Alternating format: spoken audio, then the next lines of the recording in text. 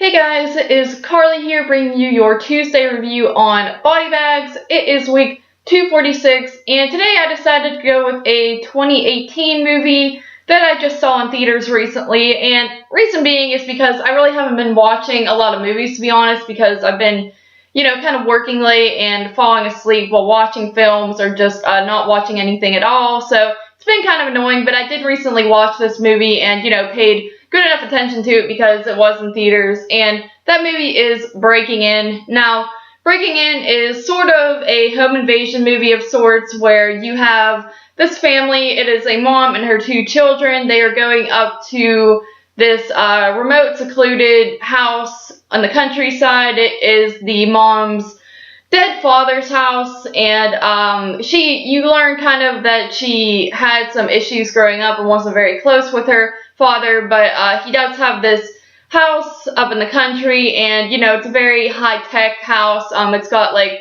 security cameras and all this security measures to it, and it's a pretty big place. So she decides to take her kids up there, only to be invaded by these people who are looking for a hidden safe inside the grandfather's house. And basically you have the mother ends up getting locked outside and the kids get locked inside. So it's sort of a reverse home invasion in a way, because the mom is trying to break back into the house to rescue her kids from these three men who they say they just kind of want the money, but you could tell one of the guys in the group really is more troublesome than the other two, and one of them kind of wants to just do the right thing and take the money and leave, and then the other one's sort of in the middle. So, it's really just up to this mom to try to find a way to get her kids back, because these guys are definitely up to no good. So that is your plot there. The whole story is essentially just the mom trying to get her kids out of the situation, her kids and herself, of course. So yeah, that's the whole movie there.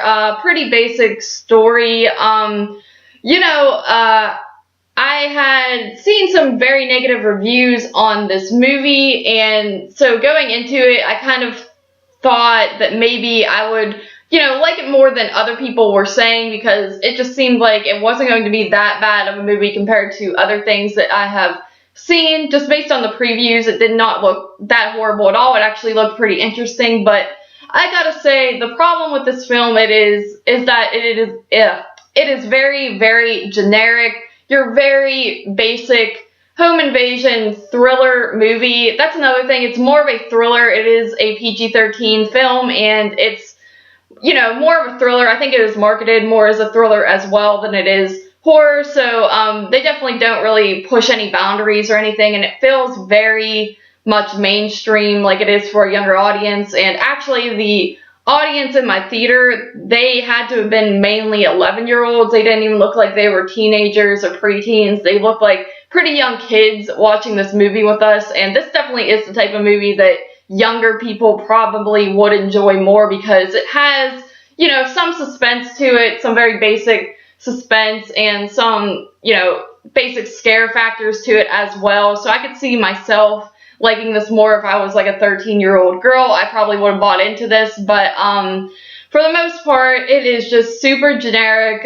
You feel like you've seen it all before. There's, for example, like this ending fight scene where how it's all going to play out, and it's going to be just very long-winded, where one person has the upper hand and the other person gets it, and it's just back and forth. You think one person wins, and then the other person stands back up all of a sudden. You think they're dead, blah, blah, blah, all that stuff. I will say the acting is pretty good in this movie, and I think it was well casted. The bad guys, you have Billy Burke playing the main guy, and he has sort of a that menacing look to him, where he looks like he could be possibly innocent, but also bad if you get on his bad side. So I feel like he has a good look to him. And also you have this dude, this like younger dude with like this white spiky hair. He looks like someone out of a boy band or something, and he's the one who's kind of trying to do the right thing. And then you also have this Mexican guy who looks like he's probably murdered about 1 million people in his life and loves doing it. So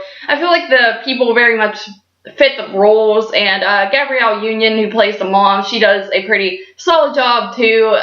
Very believable, strong female character, and so, you know, gotta give it that. It's got good acting in it, and you know, the only issues really are that it's just very, very generic, and there's really not much I can even say on it. It's gets boring at times as well. Starting out, I thought, like, you know, okay, it's not too bad. It's pretty suspenseful and things like that. You know, it has solid tension in it at certain parts, but once you get to the ending, it just gets so you know what's going to happen, and you just kind of want it to end. And it's not a very long movie, so it kind of sucks that you get that feeling like you've been watching a long movie when really it's not that long, because it doesn't really fly by necessarily, because the plot is just a bunch of people walking around the house and then her walking outside the house the whole time, and there's just not all that much to it. And also, you know, you kind of get these things where you feel like this girl, the mom character, has sort of a backstory to be told, but they don't really tell it at all. You just know that her